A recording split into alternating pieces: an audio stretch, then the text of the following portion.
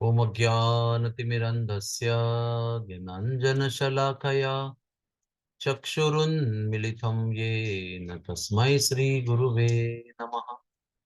श्रीचैतन्यामनोभीष्टं स्थापितं येन भूतले स्वयं रूपः कदा मह्यं ददाति स्वपदान्तिकम्।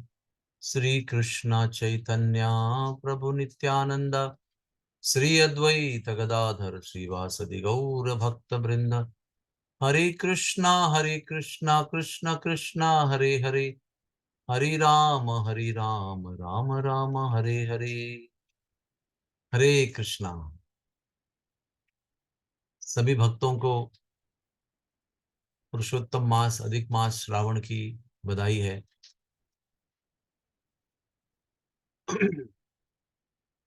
पवित्र समय, पावन कालावधि इस विश्व में बार बार आता है और ये पवित्र कालावधि मनुष्यों के लिए है। कभी कोई एकादशी है, कभी चतुर्मास है, कभी जन्माष्टमी है। कुत्ते बिल्ली पंछी मछलियों को कुछ फर्क नहीं पड़ता है। उनके जीवन में ना वो ज्ञान है इस पवित्र समय के विषय में और ना उनके जीवन के गतिविधि में कुछ अंतर आता है। इसका अर्थ ये हुआ कि पवित्र समय, ऑस्पिशियस टाइम्स, केवल मनुष्यों के लिए है और मनुष्य ही उनका लाभ ले सकते हैं। और जो पवित्र समय आता है और उसका लाभ मनुष्य शरीर में होते हुए भी जीव लेता नहीं है तो वो पशु के समान है। इस चतुर्मास से अभी आज से आरंभ हो रहा है। जीव के कल्याण के लिए की हुई अति विशेष व्यवस्था है ये।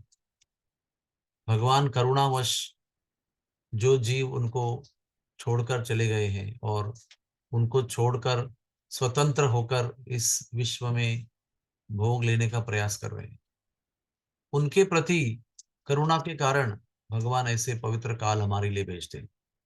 हर दिन भेजते हैं, हर 15 दिन में भेजते हैं, हर महीने में भेजते हैं, उत्सव के रूप में भेजते हैं, ताकि उत्सव हमारी आत्मा की उन्नति हो, ऊर्ध्व दिशा में आत्मा की प्रगति हो। इसलिए ये सब पवित्र काल जो है वो हमारे जीवन में आता है। श्रीमद् भागवतम इस बात को कहता है कि जो व्यक्ति मनुष्य जीवन में पवित्र काल का लाभ नहीं लेता है और भगवान हरि के यश का गुणगान और श्रवण नहीं करता है, वो चार जानवरों के बराबर है। एक है कुत्ता, दूसरा है गधा, तीसरा है सुअर और चौथा है ऊंट, camel. Dogs, asses, hogs and camels. ये भागवत का वचन है। क्योंकि जो ऊंट होता है वो कांटे खाता है और अपना ही खून जो कांटों से निकलता है उसको ही पीकर उसी का आनंद लेते रहता है। सुअर जो है वो इतना, उसके पास बुद्धि नहीं है कि वो कुछ भी खा सकता है। वो स्टूल भी खाता है, मनुष्य मनुष्य का या किसी अन्य जीव का भी मल पदार्थ वो खाता है। गधा जो है वो बिना मतलब के दिन रात मेहनत करते रहता है। इसलिए हम कहते हैं ना, गधे मेहनत। मेहनत सभी करते हैं, लेकिन गधे मेहनत का मतलब क्या है? जो किसी उद्देश्य के बिना, समझदारी के बिना, बेकार में समय व्यर्थ करते हुए केवल अंग मेहनत करते रहते हैं, उसको गधे मेहनत कहते हैं। और कुत्ता वो है, वो बिना मतलब के लिए हर समय भौंकते रहता है, कोई कारण की आवश्यकता नहीं। कोई चोर हो या ना हो, सबके ऊपर भौंकते रहते हैं, ये संशय लेकर कि ये चोर है। तो ऐसा जीवन तब होता है हमारा, मनुष्य शरीर में रहते हुए भी ऐसा जीवन तब होता है जब हम मनुष्य जीवन में रहकर व्रत नहीं करते हैं आत्मा उन्नति के लिए, और हमारे कर्णों को भगवान के यश का रसायन हम नहीं देते हैं भोजन के लिए। कानों का भोजन क्या है? भगवान श्री कृष्ण का यशोगान, ये कानों के लिए भोजन है। जब तक ये भोजन कान के लिए प्राप्त नहीं होता है तब तक विश्व की बंधन देने वाली सारी क्रियाएं हमारे हाथ से होती रहती है, जिससे हम बार बार यहाँ पर ठोकरें खाने के लिए आ सकते हैं। ये बार बार निरंतर ठोकरें खाना का जो सिलसिला है, उसको अगर तोड़ना है तो ये व्रत करना बहुत आवश्यक है। और व्रत जो है वो हृदय से करना चाहिए, भगवान के आनंद के लिए करना चाहिए। ये समय का सबसे बड़ा सदुपयोग है। जो समय मनुष्य जीवन का है, उसमें हम भगवान के लिए कार्य करते हैं, उनकी प्रसन्नता के लिए कार्य करते हैं, उसी पर अपना ध्यान केंद्रित रखते हैं। और उस केंद्रित ध्यान से, एकाग्रता से हम विचलित नहीं होते हैं, हटते नहीं है, तो मनुष्य जीवन जो है वो गौरवास्पद है। वो